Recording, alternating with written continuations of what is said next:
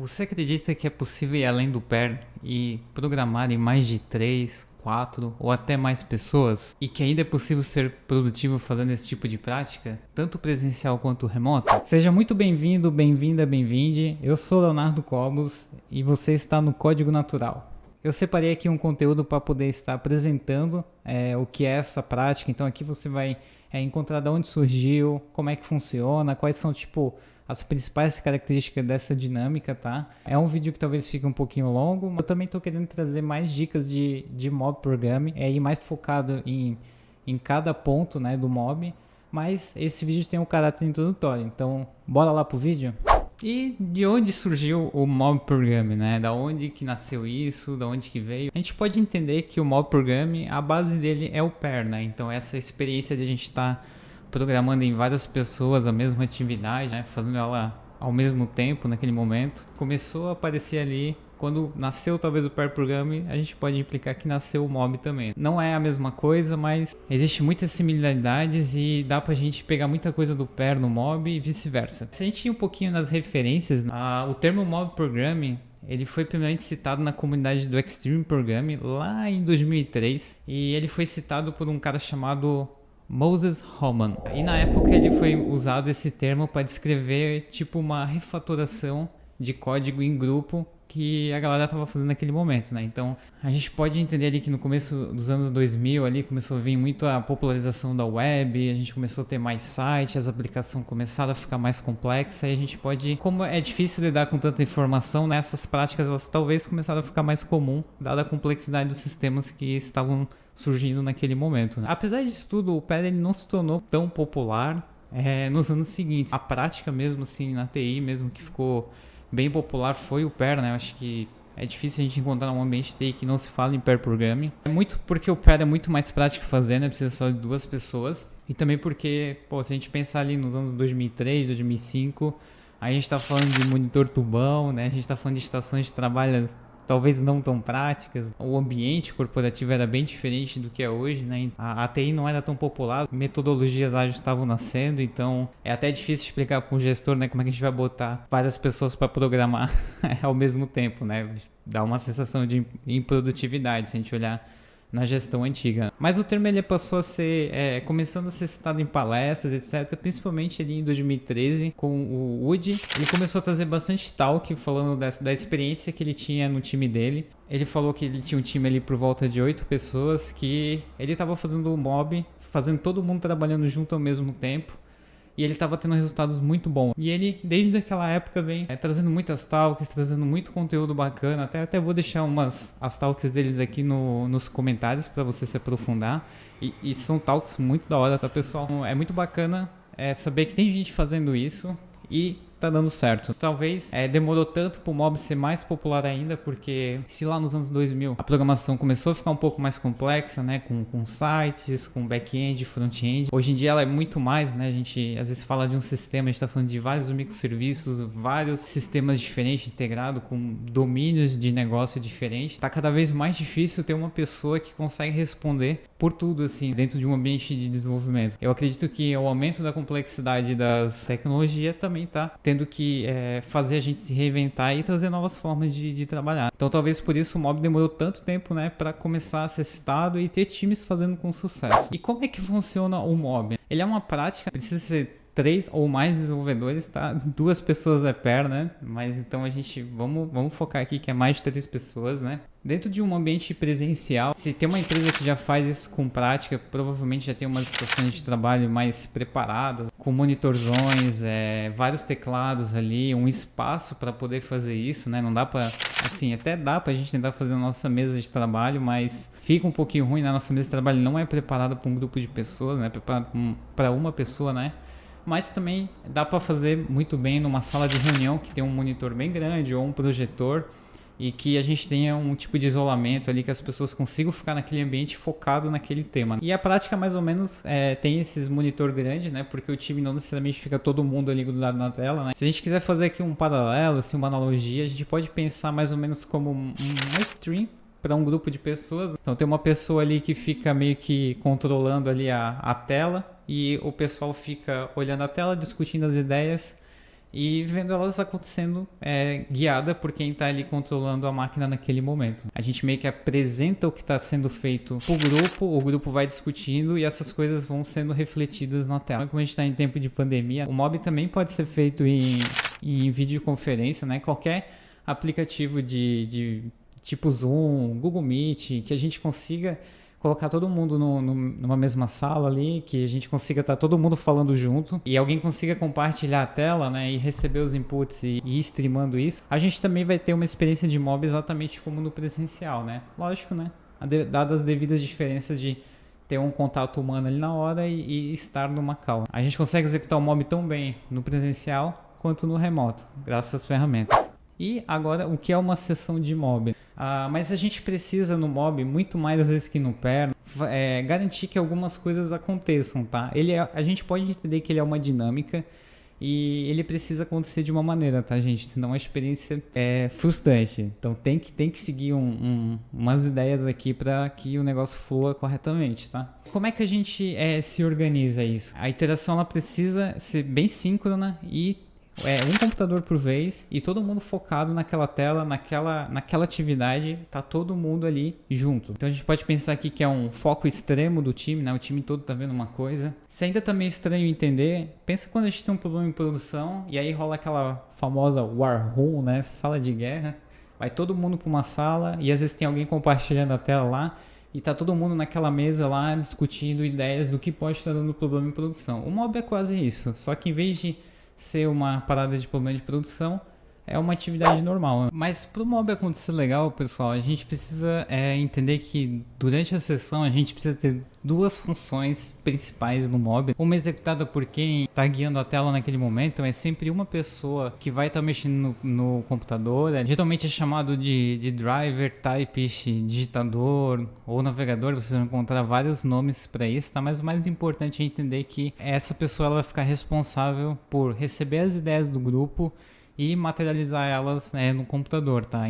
É importante que esse driver ele não fique muito contestando o que o grupo está dizendo e que ele faça mais algo parecido como uma stream, assim, sabe? Pensa que ele está streamando, né, as coisas da tela pro pessoal do grupo. Se o grupo está discutindo um certo tipo de dado, é legal que esteja sendo apresentado esse dado, né? Então a gente pode pensar até como estar apresentando o que o grupo está falando. Certas vezes essa interação vai ser mais colocar um trecho de código, colocar um teste, mas em discussões de dados, de logs e etc, ele pode estar ali usando aquele momento para estar dando uma experiência mais visual e rica para as discussões que o grupo está tendo. Um driver que sabe muito bem ficar ali atento, ouvindo o que o grupo está falando e mostrando isso em tempo real, eu garanto que a experiência vai ser muito mais produtiva. E assim como ele também vai ter que colocar as coisas no código, uma função ali de estar sempre perguntando para o grupo se o que ele está ouvindo é realmente o que o grupo quer. Então, atitudes do tipo, pessoal, é isso aqui, é esse tipo de código, é esse tipo de teste, é essa tabela aqui. Sempre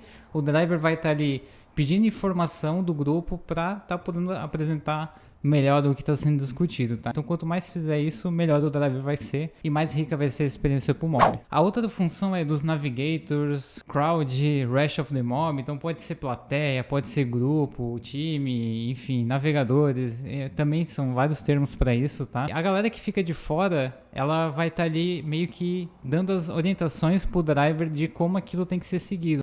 Se a gente pegou lá uma atividade e a gente vai, sei lá, fazer uma feature nova, provavelmente o grupo ali vai discutir alguma coisa. Vamos começar pelo teste, ou às vezes vamos ler o tal código, ou alguém explica o problema e alguém começa a argumentar com, mas tem que ver isso aqui, tal coisa.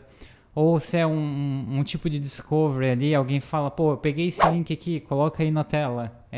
Achei isso, é isso, aí alguém vai e retruca. A função dos navigators ali é muito mais a gente tá discutindo as coisas e passando isso pro driver fazer, tá? O navigator ele acaba não sendo tão bom quando ele fica meio que vendo as coisas na tela dele e não compartilhando no grupo, né? Isso acontece mais no remoto, mas se alguém tá ali no mob com um notebook e tá fazendo as coisas ali e fica falando o que ele tá vendo, ele acaba ficando desconectado com o grupo. Para o mob funcionar bem, os navigators eles têm que estar discutindo as coisas e materializando isso através do driver, tá? Essa pequena dinâmica vai permitir a experiência ser muito mais rica e tá todo mundo ali sintonizado, sincronizado, porque é uma dinâmica que envolve várias pessoas e a gente não tá fazendo ela junto se a gente estiver meio que desincronizado, né? Cada um na sua tela e cada um vendo uma coisa diferente. Então é importante esse momento síncrono ali de, se eu tenho uma ideia como o Navigator, eu passo pro driver, o driver mostra, e aí mostrando na tela, o Navigator pode explicar qual foi a ideia, e aí o grupo começa a comentar e gerar insight, tá? Sem isso, a gente acaba perdendo o potencial do mob, tá? Às vezes pode parecer um pouco chato fazer no começo, porém é uma coisa que a gente vai fazendo, vai se acostumando e a gente vai vendo um valor absurdo, tá, pessoal? Porque vai melhorando a comunicação, vai nivelando os termos técnicos do time. Se tu manja muito de uma coisa e tu passou isso para um driver, a pessoa que está ali fazendo aquele operacional ali do computador, ela está aprendendo naquele momento, então como se tu estivesse fazendo a atividade e passando um contexto ao mesmo tempo. É uma prática muito da hora quando acontece, tá? Tem muitos benefícios. Além disso, tem a questão da rotação do mob, tá, pessoal? A rotação do mob, é importante que haja essa troca, né? De sempre uma pessoa nova tá ali fazendo a função de driver, dirigindo o time, controlando o PC. Ela pode funcionar por tempo, tá? E o tempo é uma coisa que cada time tem que entender qual é o seu modelo. Então pode ser 10 minutos, 5, 15, 20, 1 hora, 2 horas. Pode ser uma vez por dia uma pessoa diferente, tá? Mas é importante que troque para que a pessoa que está digitando ali, fazendo o operacional, ela faça parte 1 hora do grupo ali, do Rest of the Mob, para que ela também possa dar insights das ideias dela. Como ela, naquele momento em que ela está de driver, ela não deveria estar muito focando ali em ser resistente, questionando muita coisa, ela acaba ficando mais leve assim, né, para ela não precisa pensar tanto na solução, porque quem está pensando é o time. E no momento que alguém do time vai para essa função de driver, ele também dá uma descansada, e aí a gente consegue, às vezes, numa sessão dar uma resetada. Então é importante essa rotação para que a gente consiga também não estressar tanto quem está de drive para não ficar maçante, e também a gente vai diversificando as ideias, né? Porque se a gente tem 4 pessoas ali e uma está operacionalizando, a gente vai trocando elas e vai formando grupos diferentes de ideia, e isso também vai acabar materializando trabalhos diferentes, né? Então a rotação, ela tem essa função vital no mob, tá?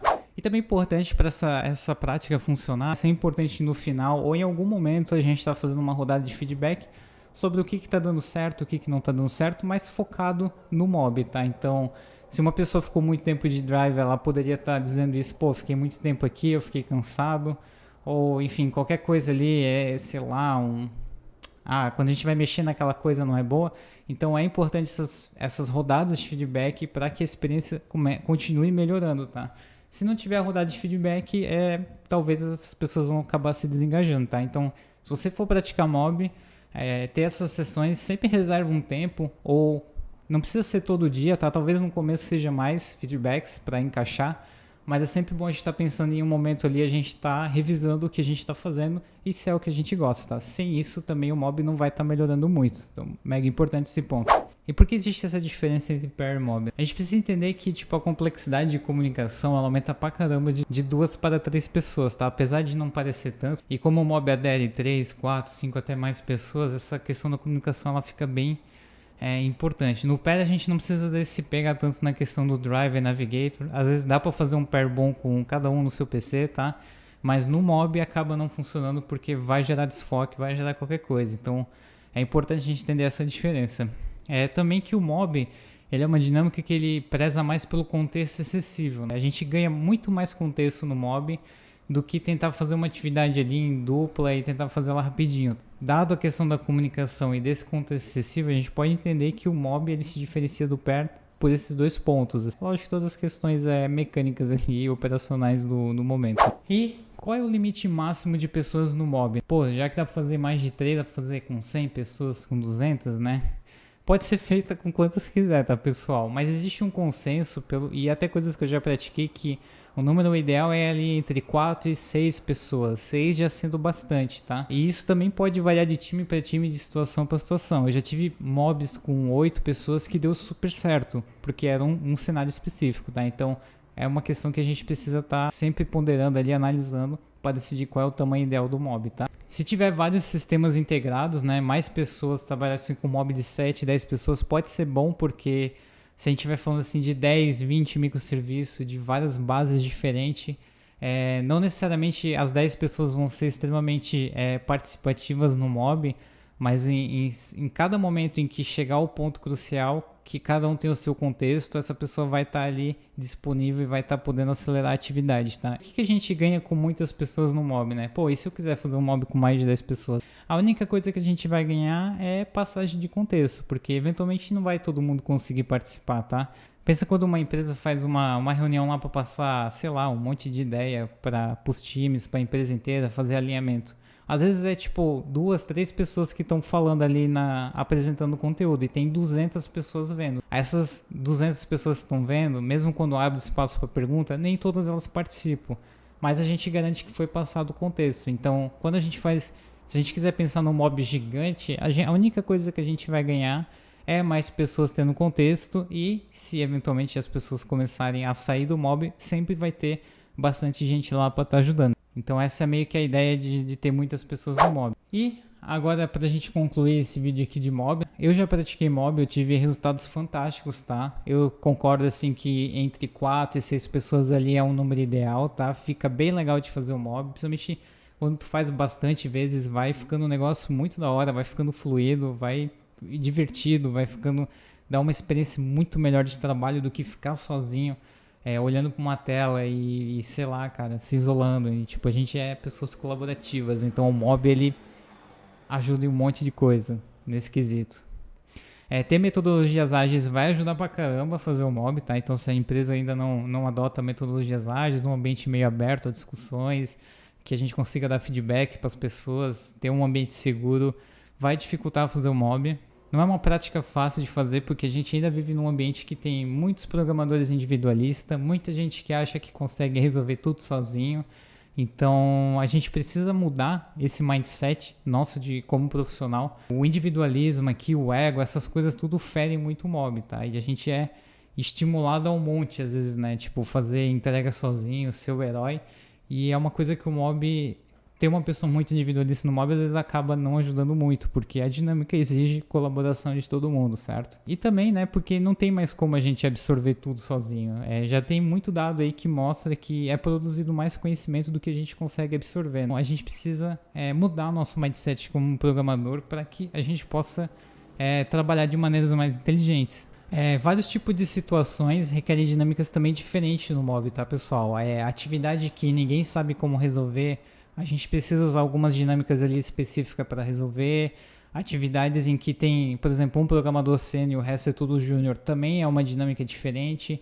Então, o mob ele pode acabar sendo um impeditivo se a galera não entende certinho como aplicar uma dinâmica dentro do mob para cada tipo de situação, tá? E isso é uma coisa que a gente acaba aprendendo, mas também a gente consegue achar algumas literaturas. Eu estou deixando um livro aqui nos comentários que dá muitos insights legais de como que a gente faz dinâmicas diferentes para cada tipo de problema que a gente encontra no mob, tá? Então, isso é uma coisa que a gente tem que aprender para poder aplicar a dinâmica de uma maneira mais assertiva.